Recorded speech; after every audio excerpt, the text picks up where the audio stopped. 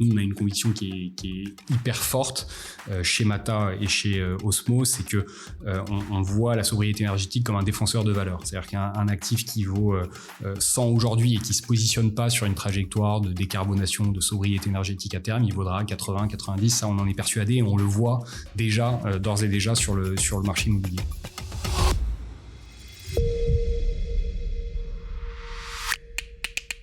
Avant de rejoindre Sapiens, je n'avais jamais eu l'occasion d'accéder à ce qu'il se passe derrière un fonds d'investissement. Au-delà de la façade des chiffres, de la performance. Et pourtant, en rencontrant des dizaines de fonds, j'ai réalisé que derrière chaque ligne investie, il y avait des histoires passionnantes, avec leur lot de difficultés et de succès, et surtout des équipes engagées autour des projets qu'elles financent. Bonjour, je suis Aurore Perrin, et mon objectif avec Just Focus est de mettre en lumière le pont entre les investisseurs qui ont des idées, des projets, des convictions, et leurs investissements, qui sont un moyen de créer un monde qui leur ressemble. En proposant un nouveau rapport à l'argent, aussi exigeant sur sa performance que sur son sens, Just Focus est une invitation à passer à l'action. Bonjour à tous, aujourd'hui j'ai la joie d'accueillir Foulk de Sainte-Marie, qui est directeur général en charge des stratégies grand public chez Mata Capital IM, une société de gestion en immobilier.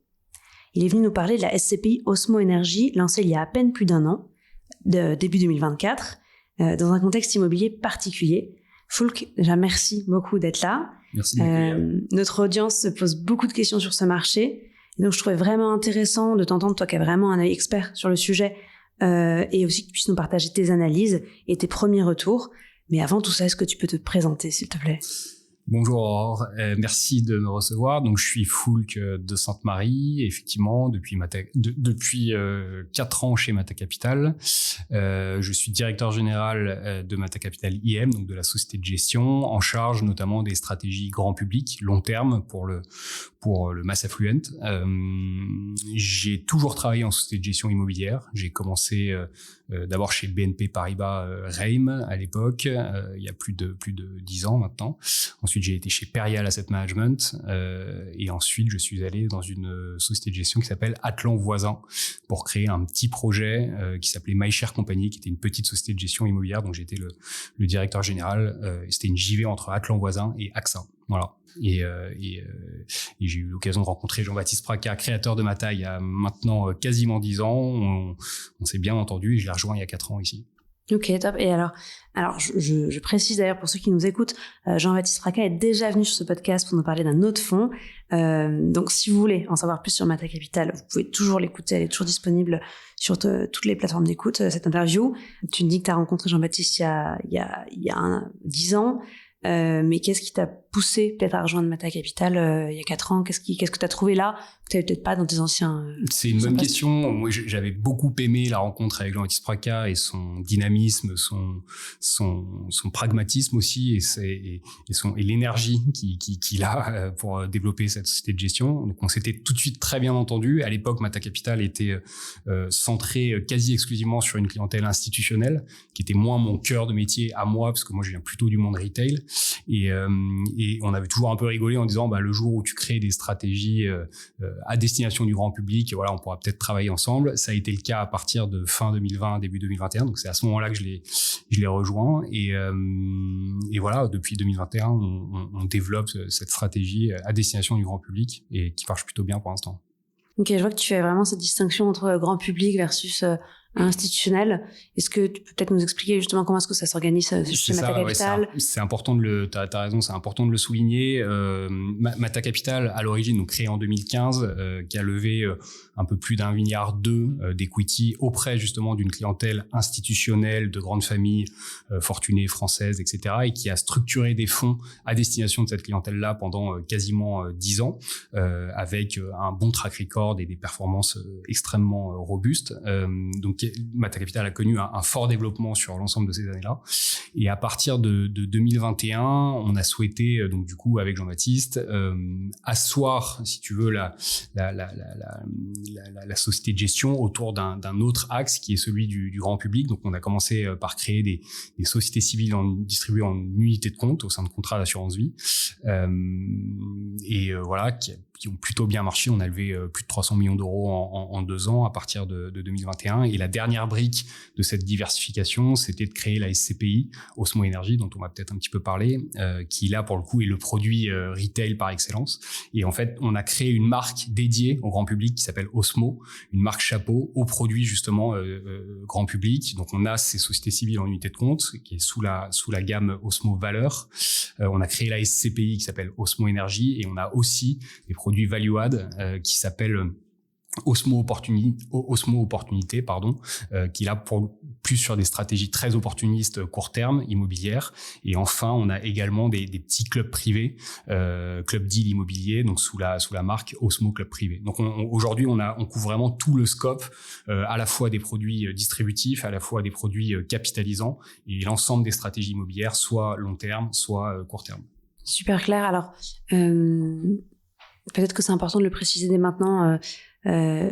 Cette organisation, elle permet aussi d'adresser des publics qui sont assez différents, des types d'investisseurs assez différents.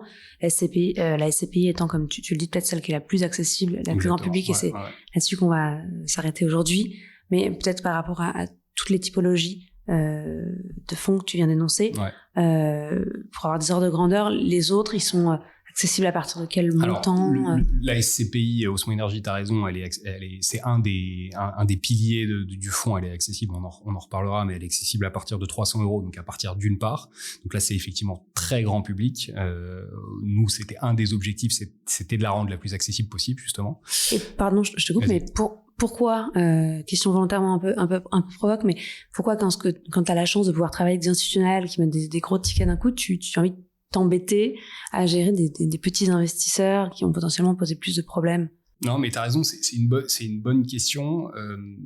Il y a plusieurs manières de te répondre. La première chose, c'est qu'il y a peu d'acteurs qui ont su et qui ont pu développer ces deux types de clientèle et ces deux types de stratégies. Je pense que c'est une des forces de Mata Capital et d'Osmo aujourd'hui, c'est de pouvoir justement proposer au travers la marque Mata Capital, le groupe Mata Capital, des stratégies à très forte valeur ajoutée, extrêmement dynamiques pour des grands institutionnels, et au travers la marque Osmo, des stratégies un peu plus long terme pour le grand public. Donc il y a peu d'acteurs qui ont réussi à le faire. Mata y est parvenu. La deuxième raison, c'est purement stratégie corporate de boîte, quoi. C'est que ça assoit, ça solidifie, si tu veux, la rentabilité d'une boîte. Tu n'es pas sans savoir qu'en immobilier, il y a des cycles qui sont très importants, tant en termes de levée d'equity que en termes de déploiement immobilier. Les institutionnels et les grandes familles ne réagissent pas forcément de la même manière aux fluctuations du marché que le grand public, les épargnants privés. Donc ça permet si tu veux, d'équilibrer les distributions de produits et les stratégies immobilières qu'on souhaite proposer chez Mata Capital. Et surtout, in fine, c'est pas tout à fait exactement le même immobilier qu'on propose, soit dans la galaxie Osmo que dans la galaxie institutionnelle. C'est pas les mêmes objectifs de rentabilité, c'est pas les mêmes types de produits, les mêmes tailles de produits qu'on va acheter. Et je parle quand je dis produits, c'est produits immobiliers qu'on va acheter. Donc c'est vraiment un pur souci de diversification. Après, nous, dans notre esprit, on souhaite vraiment, on a créé une équipe Osmo dédiée. On a vraiment ce souci de quasi séparer, même si c'est le même groupe, la même maison, de séparer presque les compétences et les équipes pour être très focus sur les institutionnels qui ont leur propre manière de travailler, d'étudier un fonds, de challenger les performances, le fonds, etc. De la partie grand public qui est là encore un autre métier beaucoup plus proche de l'épargne. Si je devais être très simple dans l'approche, on a à la fois la jambe IMO, donc très immobilière côté institutionnel, où c'est vraiment l'immobilier c'est un métier de l'immobilier, et la jambe épargne plus côté grand public, où là on est vraiment dans des considérations de placement long terme, de trésorerie, de complément de revenus, etc. Donc c'est vraiment deux environnements différents qui se rejoignent, mais qui sont vraiment segmentés. Ok, très clair, merci beaucoup. Alors parlons d'Osmo Énergie en particulier. Peut-être, tu le disais tout à l'heure, l'immobilier est cyclique. peut-être que tu peux déjà commencer par dire pourquoi avoir lancé une SCPI dans ce contexte-là. Quel était-il et comment est-ce que ça s'est traduit très concrètement? Comme je te le disais, on a créé d'abord les sociétés civiles en unité de compte en 2021 qui ont eu un bon succès. On a eu parmi les meilleures performances sur 3 ans glissants, non garantis, je le rappelle évidemment, mais sur ces sociétés civiles en unité de compte. Et fort de ce succès, si je puis dire, on a souhaité créer cette dernière brique pure grand public avec Osmo Energy.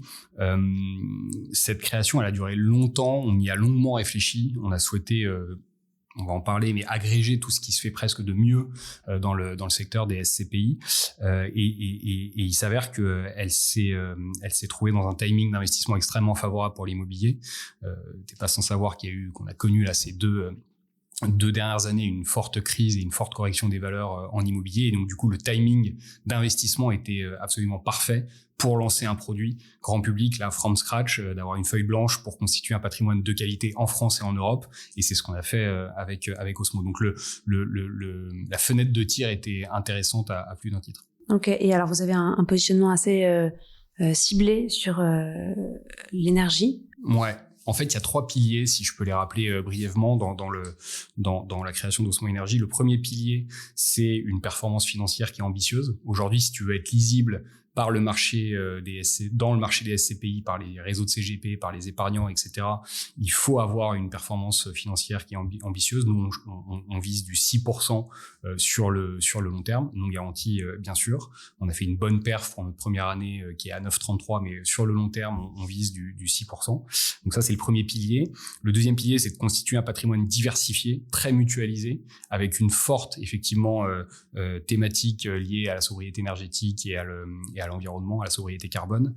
L'idée, c'est justement dans ce nouveau cycle immobilier dont je parlais, aller capter toutes les opportunités en France et en Europe, agréger des petites lignes entre 1 et 10 millions d'euros sur toutes les classes d'actifs confondues, excepté le résidentiel, et d'avoir une thématique chapeau liée effectivement à la sobriété énergétique. Nous, on a une conviction qui est hyper forte chez Mata et chez Osmo, c'est que on voit la sobriété énergétique comme un défenseur de valeur. C'est-à-dire qu'un actif qui vaut 100 aujourd'hui et qui se positionne pas sur une trajectoire de décarbonation, de sobriété énergétique à terme, il vaudra 80, 90. Ça, on en est persuadé et on le voit déjà, d'ores et déjà sur le marché immobilier.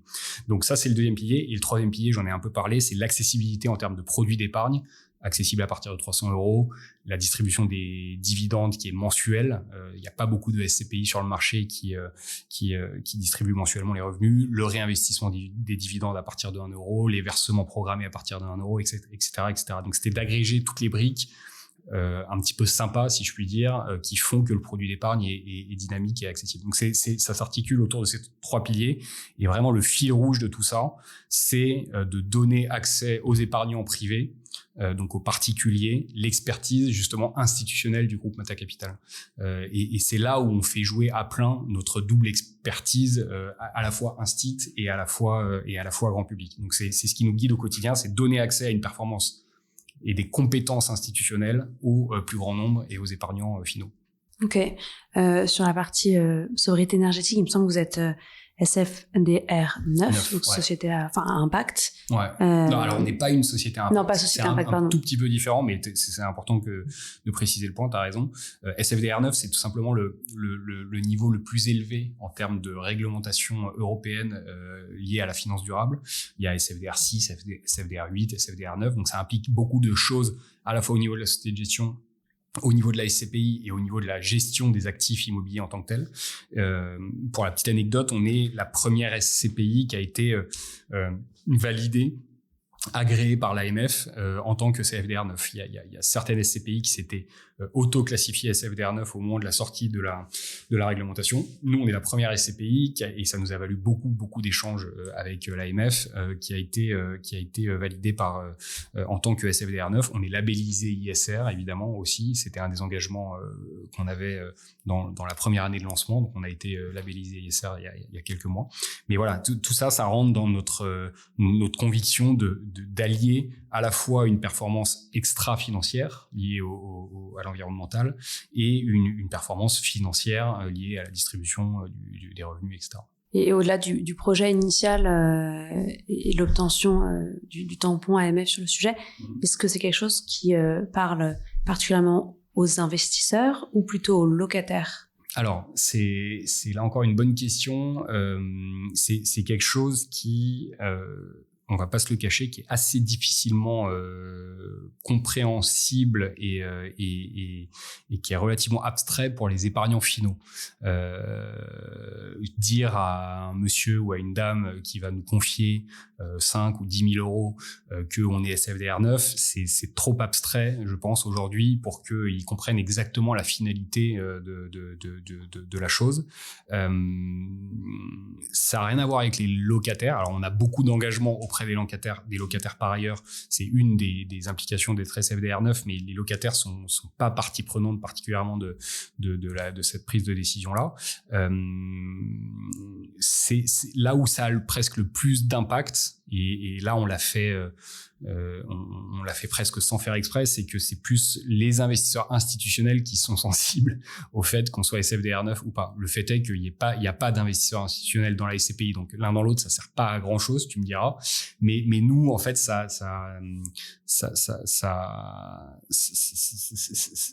c'est lié au fait qu'on constate un mouvement qui est quasi inéluctable, si tu veux, sur le marché à la fois de l'épargne et à la fois de l'immobilier.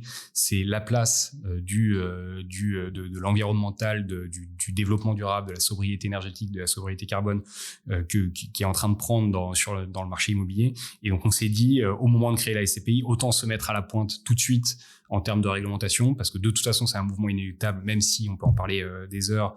Il y a des mouvements issus des États-Unis, tu sais, qui reviennent sur la finance durable, etc. Mais nous on estimait que c'était inéluctable et qu'il fallait se mettre tout de suite à la pointe. Voilà. Et ça implique pour le coup deux types d'actions, pour être très concret au niveau du patrimoine immobilier. C'est des actions en termes de sobriété énergétique et des actions en termes d'efficacité énergétique.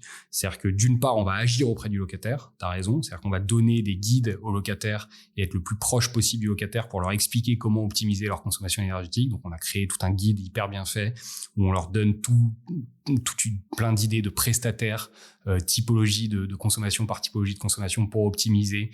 On les accompagne sur nos plateformes. On travaille avec une boîte qui s'appelle DeepKey, qui est une green tech super connue sur ce point-là, etc. Donc on travaille avec le locataire en leur donnant tous les outils possibles et imaginables et en les accompagnant le plus possible pour économiser l'énergie. Et on travaille aussi sur les travaux, pour le coup, sur nous en tant qu'asset manager, sur l'efficacité énergétique en remplaçant des équipements, en allant remplacer ce qu'on appelle une GTB, gestion technique du bâtiment, qui te permet de piloter, etc. Donc on a ces deux branches-là pour essayer d'optimiser sur le long terme le patrimoine immobilier en termes de consommation énergétique. Ok, alors je profite du fait qu'on parle des locataires. Tu disais que vous faisiez un peu tout sauf du résidentiel. Ouais.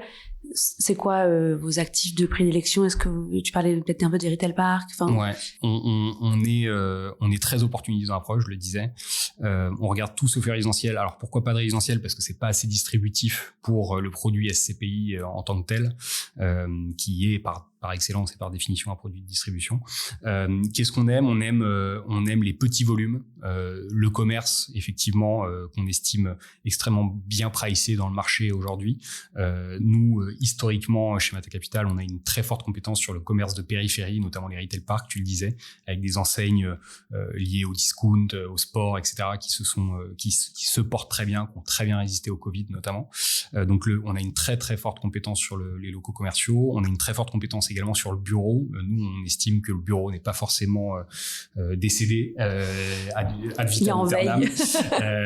Au contraire, il y a des immeubles de bureaux avec des nouveaux usages très centraux sur des petits volumes, très connectés aux services, au resto, au labo pour aller faire son analyse de sang à midi. Enfin, tu vois ce que je veux dire, extrêmement relié aux différents services, rénovés. Donc nous on aime bien cette petite catégorie de bureaux, même dans des villes un tout petit peu plus secondaires. Je préfère largement être bien placé dans un centre-ville d'une ville B voire C que me positionner en bureau sur un gros volume en périphérie d'une grande métropole européenne par exemple. Ça n'aurait pas de sens aujourd'hui compte tenu des nouveaux usages qu'on fait des bureaux, etc.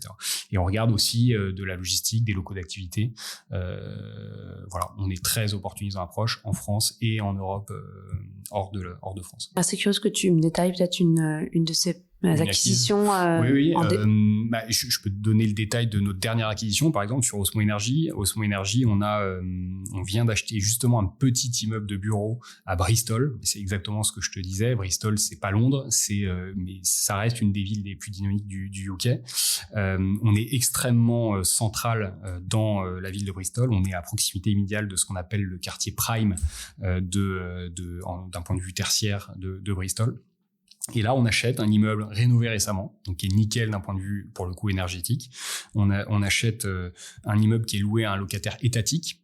Donc alors pour l'anecdote, c'est marrant parce que le locataire, c'est celui qui est notamment en charge de toutes les stratégies de développement durable de la ville de Bristol, qui est, je ne le savais pas, je l'ai découvert au moment de l'analyse et de la due deal, qui est extrêmement avancé sur toute cette partie de sobriété au UK, et donc on a ce locataire qui est étatique, donc c'est une super signature triple A en termes de solvabilité de locataire, et c'est un locataire qui est inscrit sur plus de 8 ans de durée ferme de bail, et donc en fait pour la SCPI ça c'est prépondérant, ça te permet d'avoir une pérennité du revenu qui te permet de distribuer in fine à tes investisseurs. Donc en fait, si tu veux, cet exemple d'acquisition, il synthétise assez, et on achète à plus de 7% de rendement immobilier acte en main, donc tout frais et droits inclus. Et donc cet immeuble, il synthétise exactement ce qu'on souhaite faire, en tout cas sur la stratégie bureau, c'est-à-dire un immeuble petit volume, très central, connecté à tous les services de la ville, avec un locataire triple A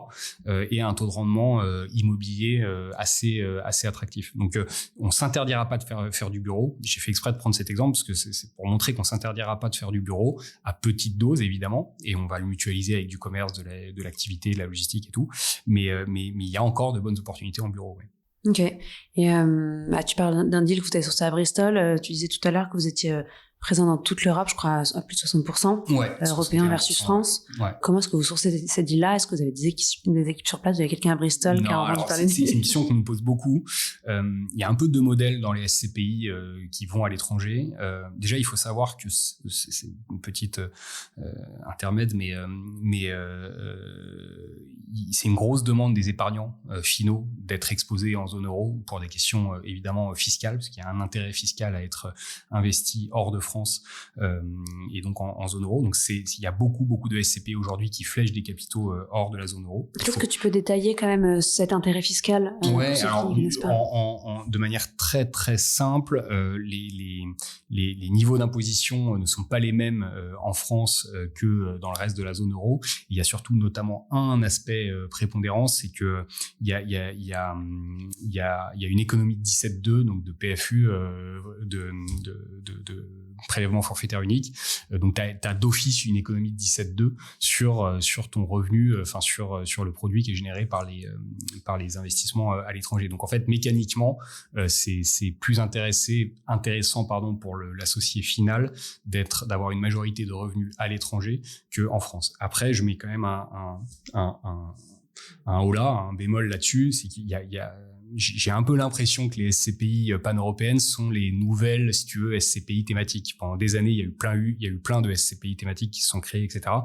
Moi, je dis juste attention, c'est bien d'aller en zone euro, mais il faut pas non plus que les SCPI zone euro, soit les nouvelles SCPI thématiques qui ont pu connaître des difficultés dans le passé également. Donc, il faut pas mettre ses œufs dans le même panier. Nous, on reste très opportuniste en France aussi. On a 40% d'investis en France aujourd'hui. Il y a encore de très très belles opportunités en France. Donc, il faut être opportuniste tout simplement et à l'affût des marchés. Et je sais plus pourquoi. Sur le sourcing. Ah oui, sur le sourcing, tu as raison. Sur le sourcing, donc effectivement, il y a deux modèles. Il y a un modèle de SCPI qui s'appuie beaucoup sur ce qu'on appelle les operating partners, qui en fait se font alimenter en dossiers d'operating partners locaux, qui en fait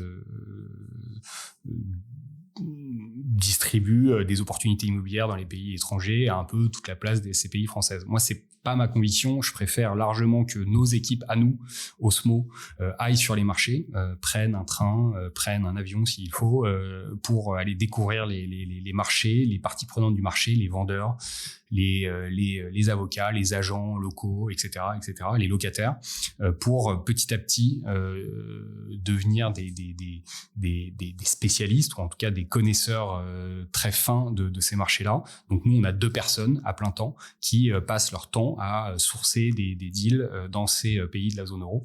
Je préfère ça. C'est effectivement un tout petit peu plus risqué parce que c'est évidemment des marchés qu'on connaît moins que nos marchés domestiques, nos marchés français. Mais pour autant, ça nécessite un travail d'analyse encore plus poussé. Mais pour autant, je pense que c'est comme ça qu'on fait des bons deals pour le compte de la SCPI. Voilà. Donc oui, on a 2 personnes qui sont à plein temps sur l'origination, le sourcing de ces deals immobiliers. Okay, il y a des pays d'Europe aujourd'hui qui sont particulièrement importants. Oui, alors en fait, nous on raisonne surtout en termes de profondeur de marché. Il est évident qu'on va pas flécher la majeure partie de nos capitaux vers, je dis n'importe quoi, mais un petit pays comme la Belgique qui a une faible profondeur en termes de marché tertiaire. Donc en fait, on cible les marchés les plus profonds. Donc on cible l'Allemagne, on cible les Pays-Bas, on cible le UK, on cible l'Irlande, on cible l'Espagne, l'Italie, etc., etc. Aujourd'hui, il s'avère qu'il y a le marché au UK a fortement corrigé en termes de valeur, donc on voit beaucoup de bonnes opportunités au UK. Idem pour l'Irlande. Mais on s'interdit pas d'aller dans l'ensemble des pays de la zone euro, évidemment. Ok, tu parlais tout à l'heure des autres SCPI. On a justement beaucoup entendu parler des fameuses autres SCPI, et pas forcément bien. Au moment de la crise ou la chute des valeurs immobilières qu'on a connue il y a maintenant un peu plus d'1 an. Pourquoi est-ce que ces SCPI ont craché déjà? Et qu'est-ce qui fait que Osmo Energy ne cracherait pas? Vaste question. Alors, plusieurs choses là-dessus.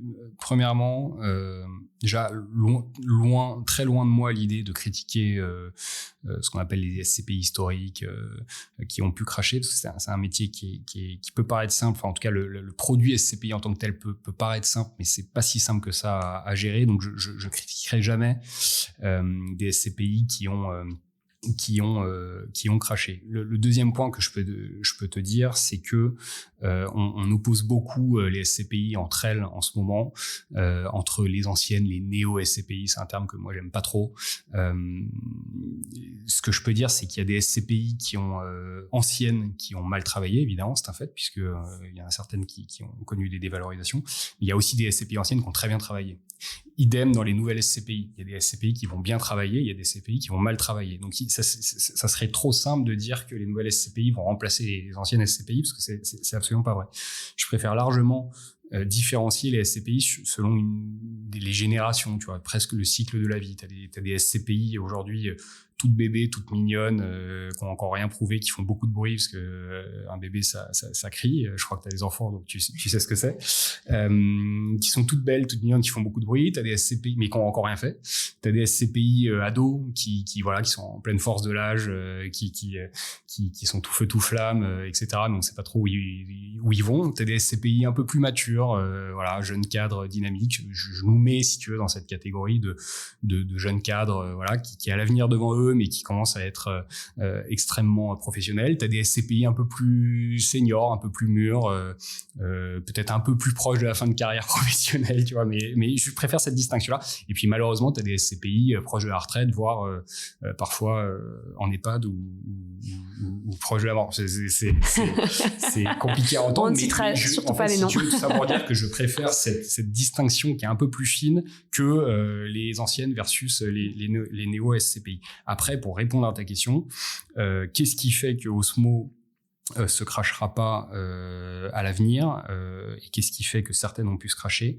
Il y a plusieurs choses. Moi, je crois beaucoup déjà à la robustesse et à la qualité du gérant, donc de la société de gestion. C'est quelque chose dont on a peu parlé ces 10-15 dernières années, mais tu as des sociétés de gestion qui, de fait, travaillent mieux que d'autres avec des compétences internes et des gérants qui ont un track record, une expérience qui sont meilleurs que d'autres. Donc ça, c'est un peu nouveau à entendre, mais les CGP aujourd'hui doivent non seulement faire l'analyse du produit SCPI en tant que tel, mais ils doivent aussi, et c'est un effort supplémentaire, mais ils doivent aussi, je pense, analyser qui sont les sociétés de gestion derrière les SCPI, quelle est leur structure capitalistique, quelle est leur vision à long terme, quelle est les équipes qui la composent, etc. Donc ça c'est le premier point.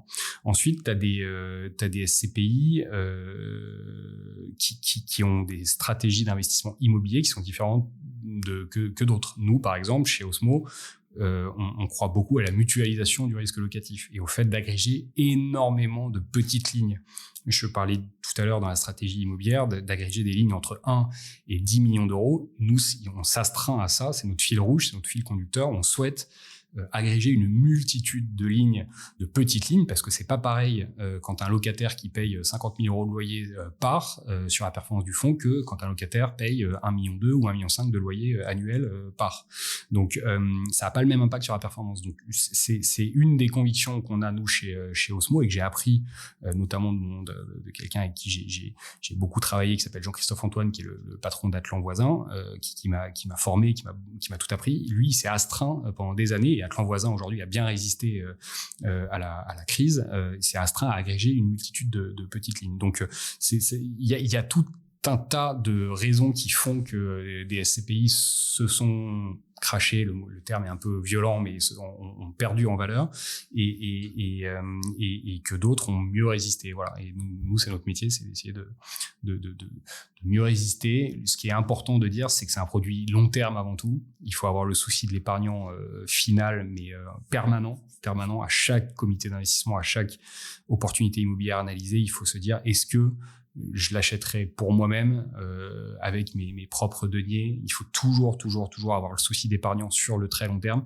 Et il est possible que certains gérants, par le passé, ont peut-être un peu perdu ça de vue au profit d'une collecte parfois très importante qui leur ont mécaniquement, qui les ont mécaniquement entraînés à faire des investissements parfois un peu moins qualitatifs. Aujourd'hui, vous avez combien d'investisseurs particuliers? Aujourd'hui, je crois qu'on est là, on est quasiment 2000 associés. Ouais, on a 40 millions d'euros de capitalisation, donc on a été créé il y a un an, quasiment tout juste. On a eu l'agrément en 2023, fin 2023, mais on a lancé, on a créé la SCPI fin 2023, mais on a eu l'agrément d'appel public à l'épargne, on appelle ça, en mars 2024. Et donc là, on est en mars 2025 et on vient de dépasser les 40 millions d'euros d'actifs sous gestion. Ok, tout à l'heure, tu évoquais les CGP, le travail qu'ils ont à faire pour identifier les gérants. J'en déduis que c'est une SCPI qui est principalement distribuée via des CGP. C'est le seul moyen d'y accéder? Est-ce qu'il y a aussi des épargnants qui rentrent par de l'assurance vie, par... Oui. Très bon point également. Nous, aujourd'hui, on est 100% intermédié par les CGP. C'est une des caractéristiques d'Osmo, c'est qu'aujourd'hui, elle n'a pas d'investisseur institutionnel au capital, dans sa capitalisation. Elle n'est pas distribuée au sein de contrats d'assurance vie non plus à ce stade. Donc c'est évidemment un des éléments différenciants entre les produits. Moi, ma conviction profonde, en réalité, c'est que la SCPI, c'est un produit d'épargne grand public, pur, et ça doit le rester. Et donc, ça doit rester autant que possible un pur produit d'épargne. Et en fait, la raison, elle est toute simple, c'est que un investisseur privé qui a placé 2000, 5000 euros dans une SCPI n'aura jamais la même agilité en termes de liquidité, en termes d'arbitrage, de sortie, de rentrée dans un fonds qu'un fonds institutionnel. C'est mécanique, donc c'est le métier. Donc il y a une forme de distorsion de l'appréhension du risque, de la performance d'un fonds, etc. Entre un grand investisseur institutionnel ou un assureur que entre un particulier privé qui a placé ses fonds pour un complément de revenu, etc. Donc il faut être très vigilant sur ça. Ça fait partie des critères qu'il faut analyser quand on investit dans une SCPI. Aujourd'hui, nous, on est 100% intermédiaire. Ok. Ça fait tout juste un an, tu le disais juste avant. Est-ce que pendant cette année, il y a quand même des choses qui sont moins bien passées? Peut-être une erreur, un truc que vous auriez fait différemment en première année en général? Alors, je sais que vous êtes devenu adulte en un an, mais est-ce que vous avez des moments où vous avez appris à marcher? Il y a eu des... Non, alors... Une erreur, ouais, je pense que c'est moi qui l'ai faite pour tout te dire. J'ai fait une petite erreur où je pense que j'ai un peu péché par honnêteté intellectuelle, pour tout te dire. En fait, tu sais, aujourd'hui, donc l'AMF a revu il y a quelques années maintenant la manière de présenter les performances d'une SCPI. Aujourd'hui, on est obligé dans la présentation d'une performance d'une SCPI de présenter le TRI avant le taux de distribution. Okay. C'était pour coller aux pratiques de marché et pour coller à ce qui se fait sur les autres types de produits d'épargne. Et donc aujourd'hui, une SCPI doit présenter systématiquement le TRI passer ou le TRI cible quand on est au début du fonds avant le taux de distribution. En réalité, ce qui compte surtout dans la performance d'une SCPI, c'est évidemment le taux de distribution. Mais peu importe, on doit présenter le TRI. Sachant que le taux de distribution, il vient piocher dans le TRI, in fine. Oui, c'est une composante. C'est évidemment une composante du calcul du TRI, mais le fait est qu'en termes d'indicateurs financiers pour caractériser une SCPI, il faut présenter le TRI. Bref. Et donc, au moment du lancement d'une SCPI, tu fais des calculs théoriques pour présenter un TRI cible qui sera validé par l'AMF et qui sera sur l'ensemble de tes plaquettes. Enfin, c'est plus amusant qu'autre chose, hein, mais nous, on a un taux de distribution cible de 6% sur la SCPI. Bon, ça, on le tient, mensuellement, on distribue.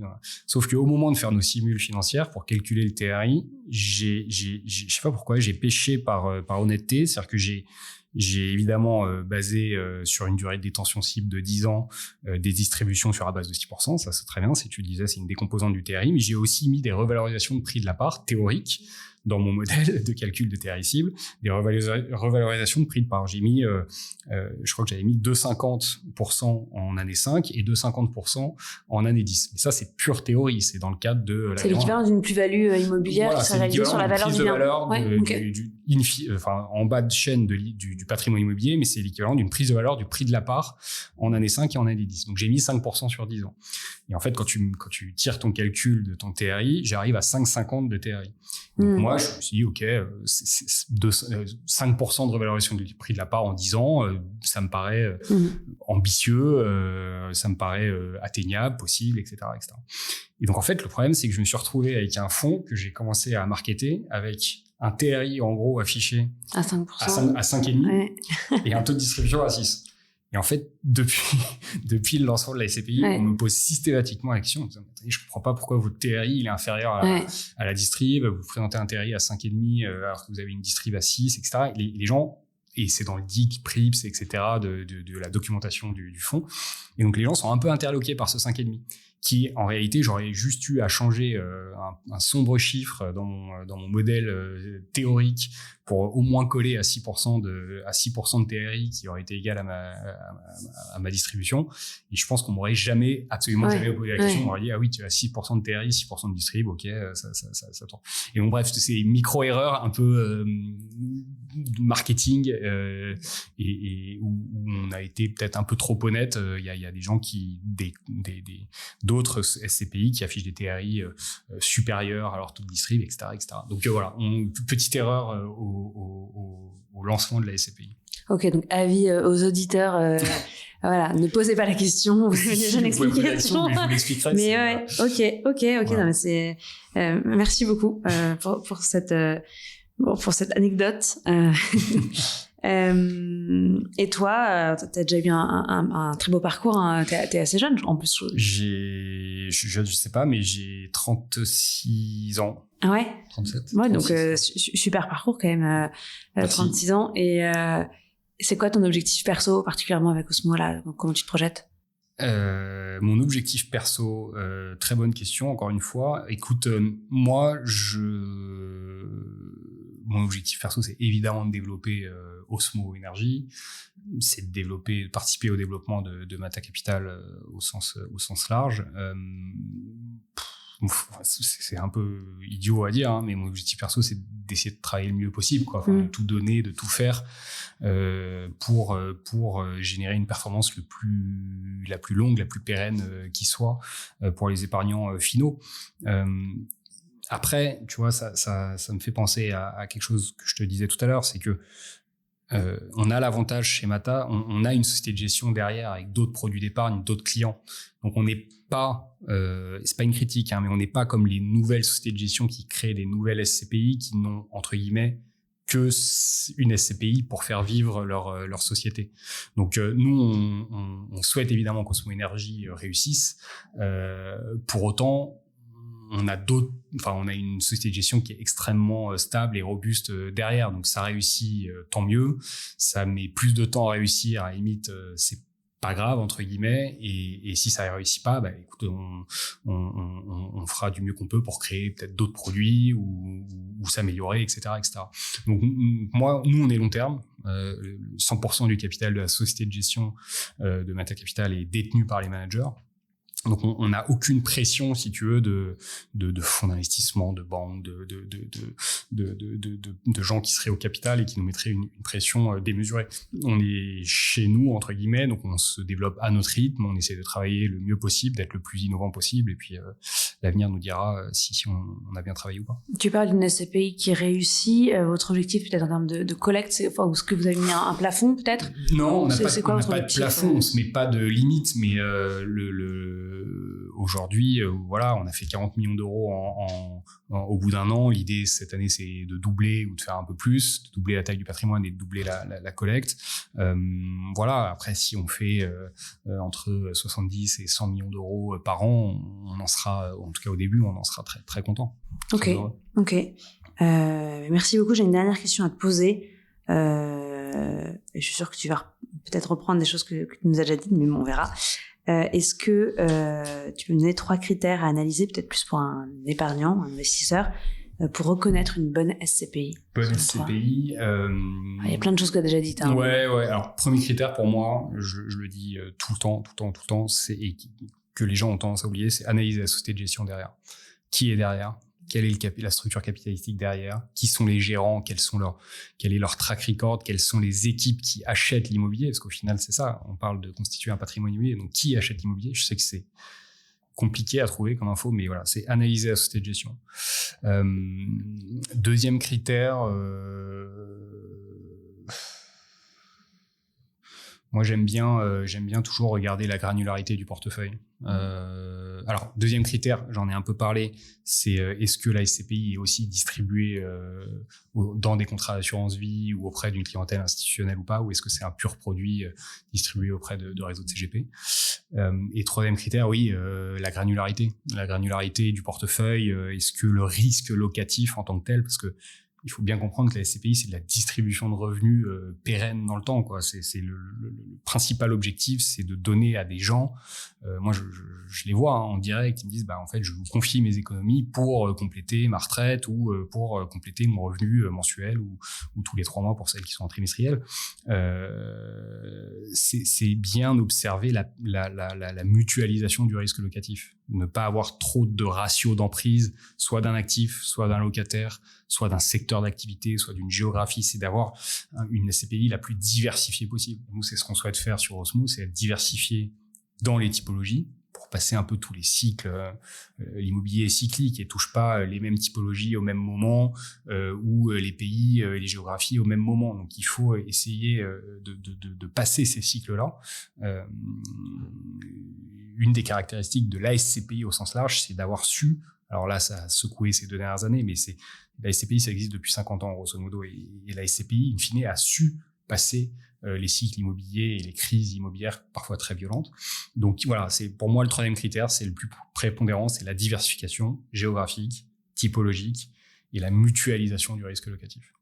Ok, super, merci beaucoup, voilà. Flouk. De rien, merci beaucoup de votre accueil. Voilà, Just Focus, c'est terminé pour aujourd'hui. Un grand merci à Sapiens, premier family office digital qui a rendu possible sa réalisation. Si cet épisode vous a plu et que vous souhaitez le soutenir, il existe plusieurs manières de le faire. Parlez-en autour de vous et partagez-le largement sur les réseaux sociaux. Pensez à mettre un commentaire 5 étoiles sur Apple Podcasts et bien sûr, abonnez-vous pour ne pas manquer les prochains épisodes. À très vite.